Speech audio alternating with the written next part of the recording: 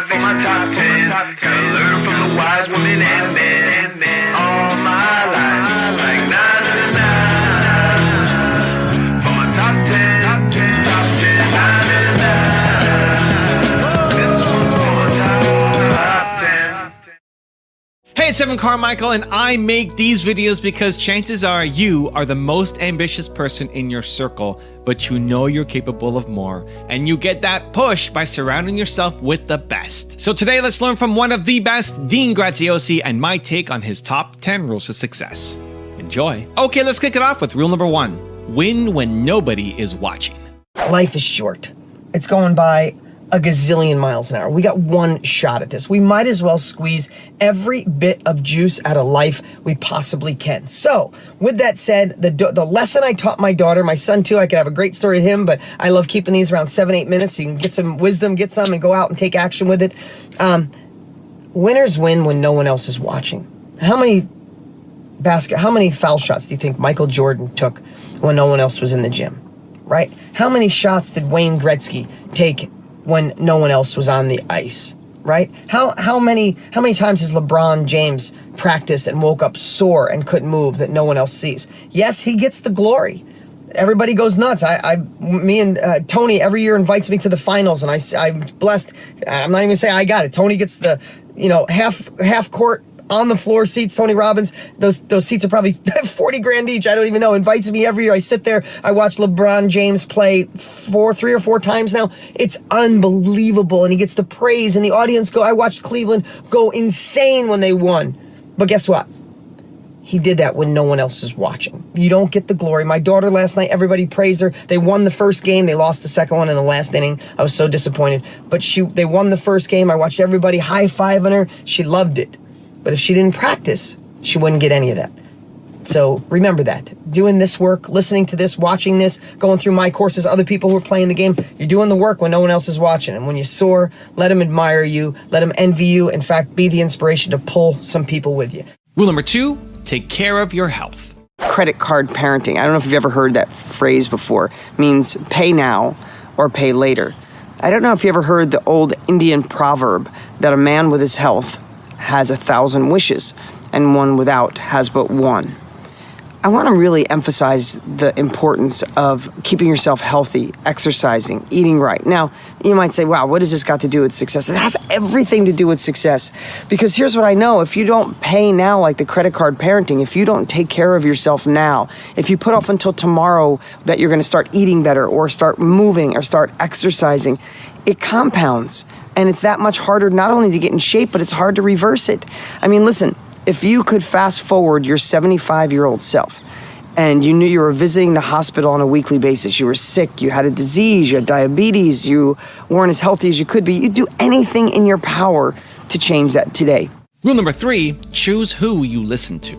Most people are wrong that are giving you advice. The other thing I'll say is the most costly advice in the world is bad advice. It's your broke friend telling you how to make money. It's your single friend telling you how to fix your relationship. Stop listening to all the crap. Listen to the good stuff like what you're hearing here and other wonderful people who have done it, and get rid of the stuff you shouldn't be doing and stare at your destination like an obsession.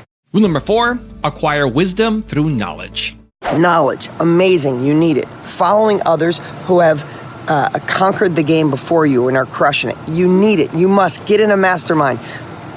Learn from people playing the game at the highest level possible. Masterminds and group training have literally moved the needle for me more than anything in the history of the world.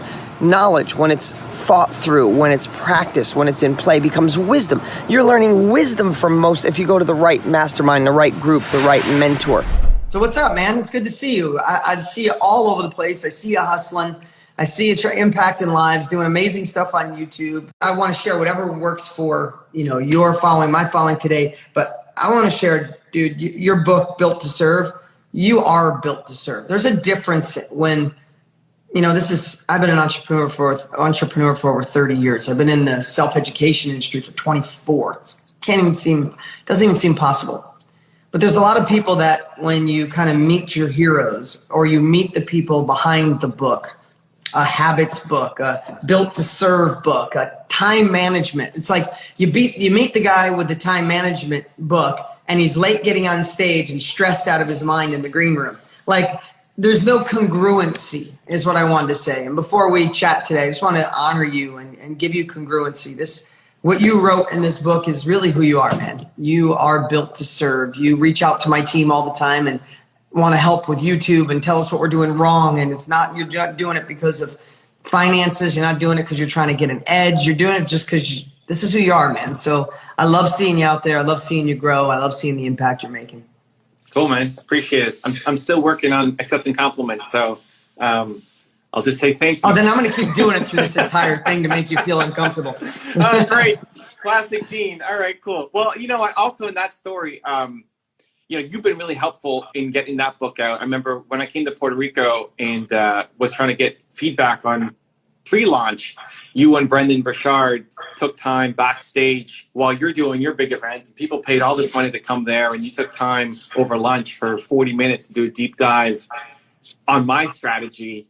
And just super grateful that you guys did that. And you hooked me up with your warehouse and, a whole bunch of things that Dean's a big reason why the book has got out there. Just a little piece, man. Just what's up, everybody. I see the highs. So listen, appreciate everybody. I see all the cool comments coming in. So how can we deliver some value today? How do we help out? Besides, I do got to plug this. Like, if you didn't check out Evan's Built to Serve, you should check it out.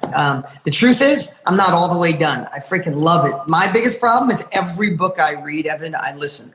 I have such a hard time reading. I still have dyslexia. It still doesn't stick. So it's taken me longer. But when I actually read a book, it sticks. So highly recommend it. And it's just you. It's like it's having a 200-page conversation with you, which is always cool.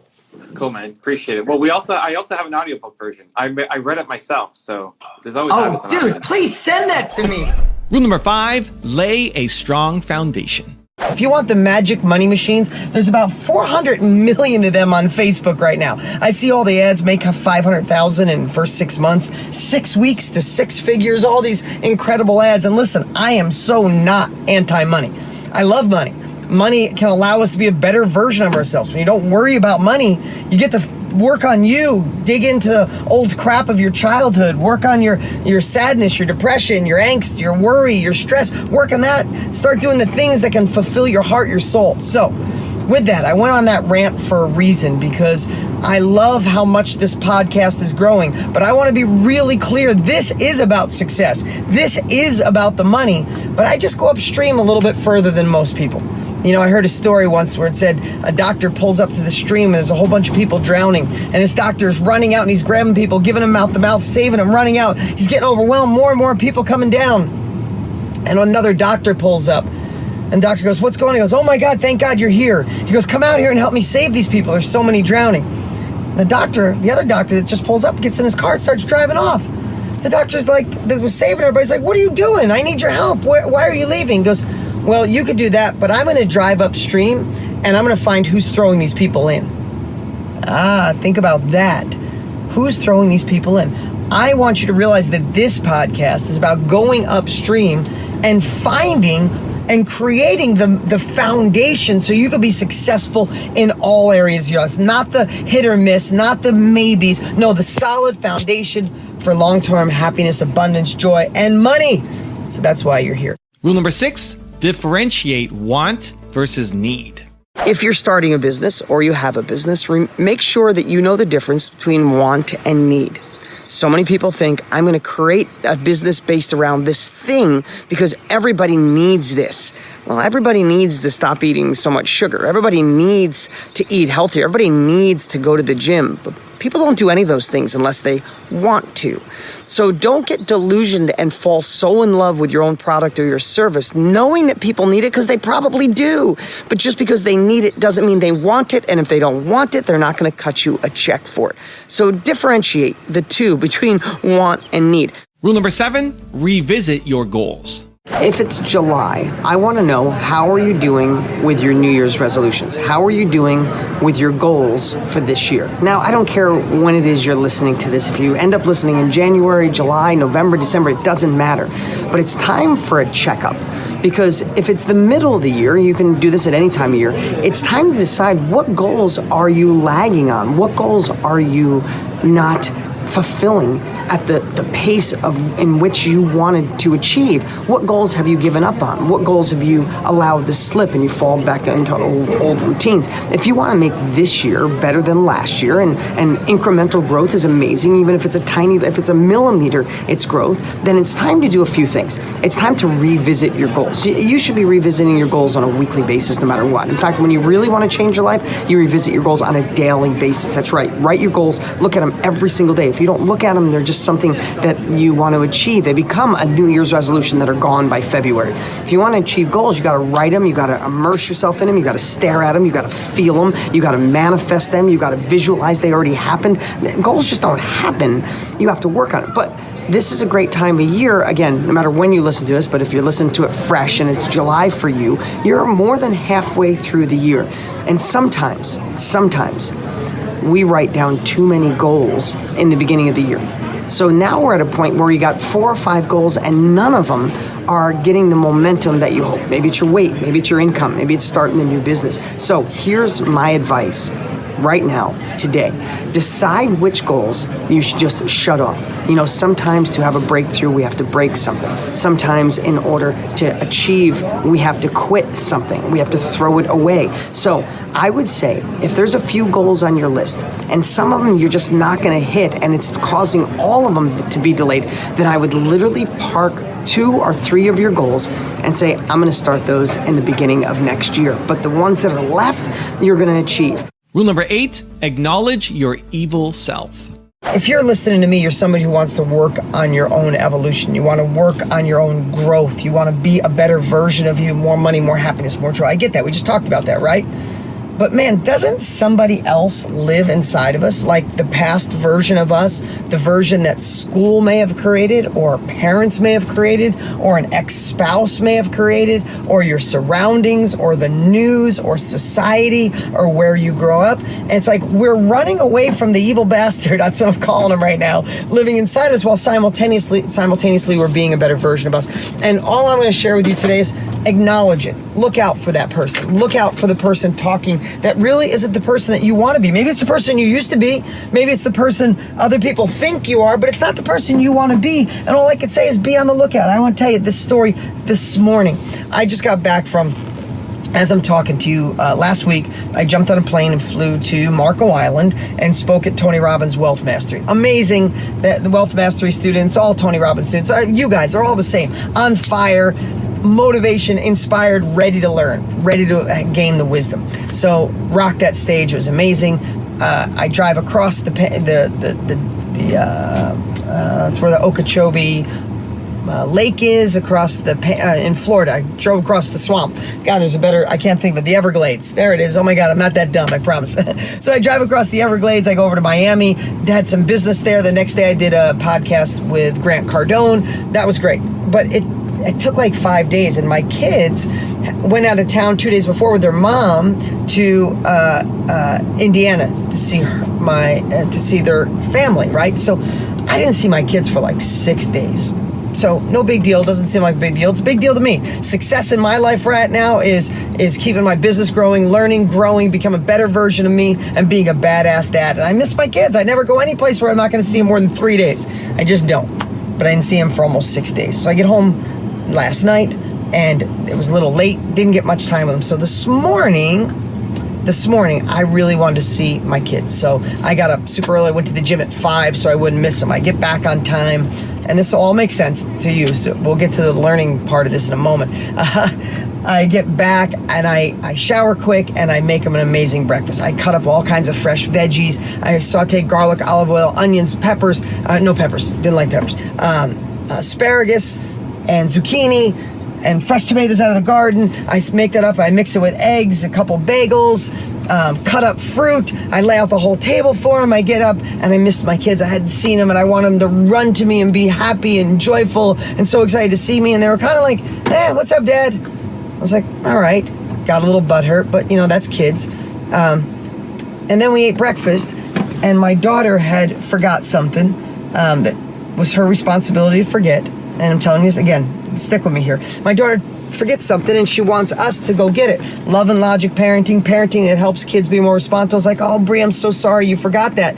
but you were reminded twice and you forgot it. So the consequence is you're not going to have it today. And she got really mad at me. And it's hard because I missed them. I just want to be the dad that loves them, that just says, okay, I'll do whatever you want, Bree. Just, her name's Brianna, to do it. But so I did that part so right, taught her a lesson. She'll never forget it again, even if she's a little upset with me. Parenting is like credit card. Either pay now or you pay later. You're paying eventually. So I'm deciding to pay it now. So I have such great kids. But then she got mad at me and she was rude to me. And my daughter never is. And then she went to walk by me and I went to give her a hug and she kind of pushed me away. And you know what I did? I snapped. That ugly bastard living inside of me took over, and I said to my daughter, I dropped the F-bomb. I'm so embarrassed. Yes, I swear a little bit, but never in front of my kids. I was like, don't treat me that way, Bree. I don't deserve it. And I was rude to her and she started to cry. It's a terrible parenting moment. Terrible. But that was the little bastard that lived inside of me. That's how I was raised. That's how my dad talked to me. That's how my dad treated me. Dad's a great guy. That's how he learned. He would he'd knock stuff off the table. He'd flip out, yell, break shit, punch the window, break the windshield while we're driving. I didn't even know he lived inside of me. Still there after all these years. This is what I do for a living. It's my own daughter. I love her more than any other human being on this earth besides my son. And I did it. And as soon as it popped out of my mouth, I could have leaned into it and go, nope, that's who I am. As soon as it popped out, I stopped. I was like, oh my God, that's not me. That's not the man I want to be. That's not the example I want to be. That's not who I am. I composed myself and I went and sat with my daughter and apologized and told her dad made a monster mistake. I said, yes, I missed you. Yes, you should have not forgot your thing when you were reminded 3 times. No, you shouldn't be rude to your dad. But none of that gives an excuse for me to act the way I just acted to you, Brianna. That was really a bad parenting moment. And I said, I'm sorry. And I'm a little shaken by it. She goes, I accept your apology, Dad. And amongst her tears, she gave me a hug. I even called her on her way to school, to summer camp. And I apologized again. But I'm upset with me. But I'm going to feel that pain today. Because that ugly little bastard living inside me, that rude bastard living inside me, I want him dead and gone forever. So my point to you is, remember that it lives inside of us. Remember there's old ways, things we were brought up, things we were taught that are here. We're working on our growth. You're listening to me because you want more. But that person still lives there. And when he comes out, acknowledge it and figure a way to kill him once and for all.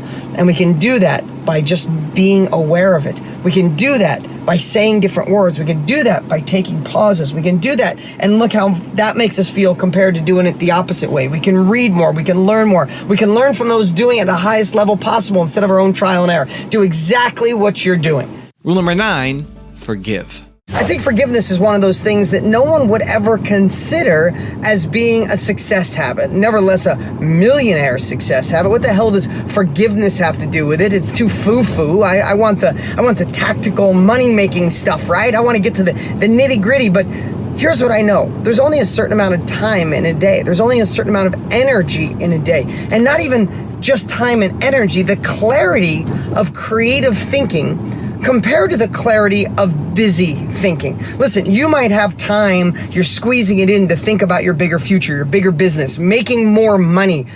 But if you don't have clarity in those thoughts, if your heart isn't open, then the universe, God, whatever you believe in, the marketing geniuses, the marketing inspiration doesn't funnel down into the top of your head and come out of your mouth. And without marketing and creativity, then what do you have? Without the planning to follow through, without the stamina to get over the hurdles when shit goes sideways, what do you have? You have a good idea. Everybody's got a good idea.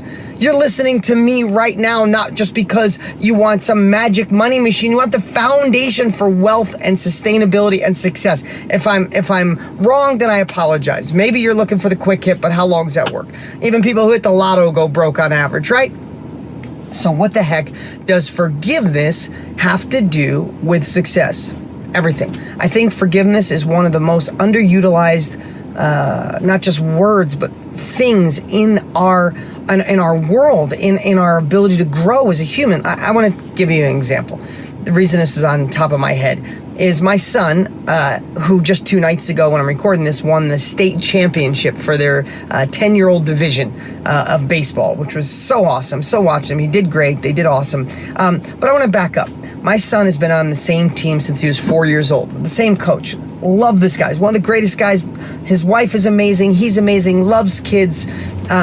And they play twice a year, so they pretty much play all year round. He coaches the All-Star team too, so he plays spring ball, fall ball, and summer All-Star. So he's pretty much with this guy all year round. And he's got a son named Dean, same name as me. And I love Dean. I always tease him. I said, that's my name. I had it first. You're Bob. So when I get there, he's always like, no, you're Bob. But in the last 6 months, Dean's changed. Dean has been mean. He's been a bully, and especially to my son, Brody. And I think it's a competitive thing. Dean is good, Brody's better. Brody's bats first. Brody's 9 on the 10, 11-year-old team, and he still bats first, probably the best average on base of anybody on the team. Not because he's my son, he's just good. He's small, but he's good, and he's a hustler. But the last 6 months, Dean has been really tough on Brody. So I don't want to just solve this for my son. I want him to figure it out on his own. So I keep saying, hey, you got to stand up for yourself. I say, hey, how does that make you feel? Make sure you realize that that's his opinion. That's not who you are. Like all the stuff fundamentally out of the book, doing it right, trying to empower my son because I'm not going to always be there to protect him, right?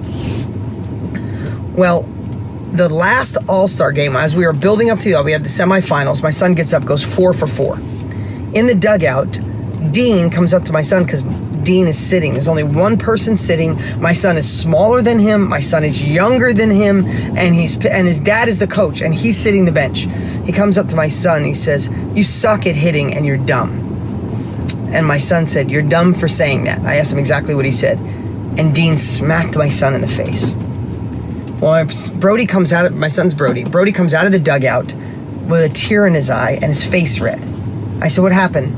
He said, "Dean just smacked me." And listen, if you're a parent, you know exactly what happened. The hair on the back of my neck stood up, and I wanted to go kick a 10-year-old's ass. I just be honest. Like, I wanted to go in there and choke him and say, "Did you lay a hand on my son?" I did walk up to him, and I wanted to know if it was, I said, "Did you just hit my son?" And he didn't say that. I said, "Did you just hit my son?" He said, "Yes." I said, "Okay." I said, "Go apologize to him." That's all I said. I went up and talked to his mom. I was furious. I was shaking on the inside because I know what my emotions want to do. I knew it was right. So why am I telling you this whole story? Well, how does it relate to you? I promise you it does. So I went home that night, and I was so mad, so upset. But I had the chance to teach a lesson to Brody. And I hated the feeling I had. I was mad at Mike, who's the greatest guy in the world, the greatest dad. His son's going through something. Somebody's probably picking on Dean. And we found out that's true. So I emailed Mike. I said, "Mike, you're a great coach. We love your family, but it's unacceptable that your son put his hand on my son. It's been 6 months. I've been trying to get Brody to stand up for himself. Brody will play the All-Star game, and then we're out. We're done." Mike replied back as the good man he is and said, "I'm embarrassed as a coach, and I failed as a father. I should have seen this. I should have known. I wish I knew sooner." And he dug in, and he got it. So why am I telling you? Because that night, I sat with my son, and I didn't like the way it felt to have anger. I didn't like the way it felt to be mad. And I said, "Buddy, the greatest word I know, I wish I knew it sooner, is forgiveness. Dean's been a good kid. Mike's an amazing dad. What if we just forgave them? What if we gave them a second chance? What if you want to forgive them, I'd like you to stay on the team, but it's totally up to you." He goes, "No, Mike's been good to me. I want to stay on the team. Let's forgive them." Kind of paraphrasing our conversation. So I email Mike. We go back to the practice. Mike, the coach, walks up to me with his head down, literally with a tear in his eye. And he said, "Your son," and I'm not saying this because my boy, but he said, my son's the sweetest boy you've ever met in your life. Sweet voice. He's not aggressive. He might not make it in high school baseball because he's so not aggressive. He's sweet. He's just kind."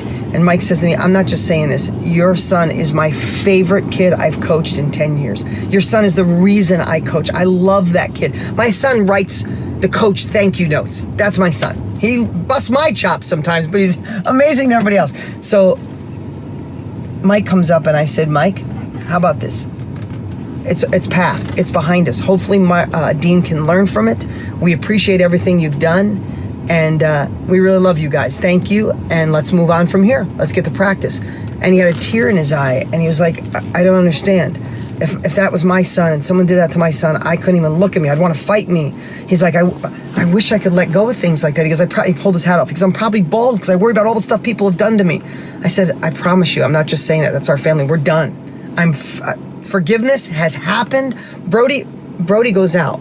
I could cry. Now I could have tears in my eyes. Brody goes out and grabs Dean and says, hey, let's play catch. I look out, these two, Dean is so sorry that he's out there playing with Brody. He said, good catch, Brody. I'm so awesome, Brody. I can't wait to watch you hit today, Brody. You're going to crush it today, Brody. My son was smiling from ear to ear. Mike wipes the tears from his eyes, shakes my hand. He's like, you're a good man. You're a good man. I'm like, I'm not a good man. Just something simple. Forgiveness.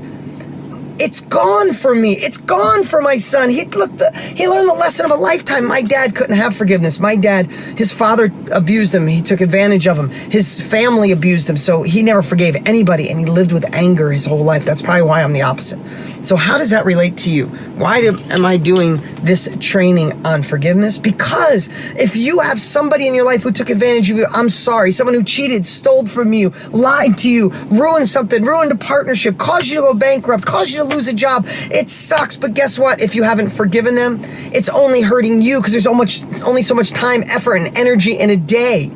And if you're using that even with a fraction of what went wrong, why they did it, whose fault it is, then you don't have enough to compete in today's world. This is a competitive world. You need all your energy, all your juices, all your focus, all your enthusiasm focused on where you want to go, not something somebody did to you. You can't undo it, so you might as well forgive. And rule number 10, the last one before a very special bonus clip, is focus on marketing. If you were to start a business tomorrow, I would say what you should do above everything else is find the closest competition that's successful. Even if it's not the exact product, something similar, and stalk them. Stalk every bit of their marketing over everything else. I mean, every detail. Don't just look and say, oh, they're using blue and logos. No, look at the wording, look at the messaging. Why are they getting people to take action? What does their first website look like? Their opt-in page? What is their registration page if they're an online business? What is their follow-through? What does the sales video sound like, look like? What does it talk about? What are the keywords? What are the headlines? If you get an email from the company, what's the subject line? What's written in the email? What does the link look like? And then I would order the product. Do what entrepreneurs do best. Cut a check for speed. Order the product. Order the similar product or something in the same genre. How does the product get there? What are the shipping options? How long does it take to arrive? When it arrives, do you get an email? And what's the email say? Does it offer you additional products? When you order the products, does it offer you additional products at a discount or additional services that you can help with? When the product gets there, dissect it, pull it apart. Then as far as product goes, how can you improve upon the product? How can you put a unique twist on it? How can you go upstream and make it one step better, disqualifying the competition, making yours the universal piece? What I'm saying is, most people focus on the products, the colors, the look, the feel, ask opinions. Most of your energy has to be obsessed on the marketing to get people to want what it is so you can serve them. Yes, make your product the best on the planet. But once you do, your product, your service, your idea, your company, the houses you sell, whatever it is you want to do, make sure it's the best. But once it's the best, your obsession has to be on marketing. Marketing and sales are the oxygen for every successful business. But people will spend 90% of their energy on the completely wrong things. Go, oh, I'm just going to put it out there, and if I build it, they will come. If I put it for sale, they'll take it. That's simply not true. That's Field of Dreams. That's a movie with Kevin Costner. If you build it, they will come. They won't come. They will never come. You focus on marketing. Read books on marketing. Read books on copywriting. Find competitors that aren't even in, they're not competitors. They're not even in the same genre as you, but they're killing it online or killing it with their retail store, and see what they're doing. See how they treat their customers. See how their customer service sounds. Guys, if you want your own business to thrive, or you want to start your own business, you got to throw away most everything you're taught because they're all wrong. What is it? 70% of all businesses fail within the first 5 years? This is why. The focus is wrong. Listen, are there outliers where you build it and they come? Yes, that's 1 in a million. Then there's another gazillion people trying, working their asses off. And I'm not saying it's laziness. Sometimes it's the hardest work ever. But if it doesn't sell, if people don't buy it, if people don't talk about it, if people don't refer it, then it's just a really great idea. Now I've got a special bonus clip that I think you're going to enjoy. But before that, it's time for the question of the day. I want to know, what was your single biggest takeaway from this video? And what is your plan of action that you're going to execute this week to make some immediate momentum happen? When you just get motivated and watch a video, you have a 35% chance of following through. That's what the sign says. But when you write down what time, what day, what place you're actually going to execute, when you create the plan, you have a 91% chance of following through. And I want that for you. And when you commit to people publicly, you increase your chances even more of actually doing it. So I want to know what your single biggest takeaway from this video was and your specific plan of action to actually get the result you're after. Let me know. Put it down in the comments below because I want to celebrate you. Stop searching for 6 million opinions. Sometimes we get great advice and we don't take action. So we look for more advice and we don't take action. And we look for more advice. We read a new book, find a new podcast, find a new guru, find a new expert, because we either don't take action at all, or we dabble, or we go in half-assed so it doesn't work. We go, oh, that didn't work what Dean said, so let me try with Bob, and then Joe, and then Tony, and then Brendan, and we just keep going and going and going. I watch it. I see it sometimes. Another person, another variation, and this is not knocking you in any way. This is all about me getting you to take action and live the life you want. Another person who hides inaction with, I need to learn everything. I need to know all the rules. I need to read everything about it. I need to study. I need to get 5 courses and listen to 50 podcasts. And they go and go and go. And their inaction is caused by needing more information. If I study more, if I have more wisdom, it's really just your subconscious finding a way to protect you by not taking action. Because when you take action on something new, on the opposite side of that could be a failure, could be something that didn't work, could be scary. So your subconscious says, no, let's just get more data. Let's get more data, then we'll take action. No, you're just scared. You're just fearful.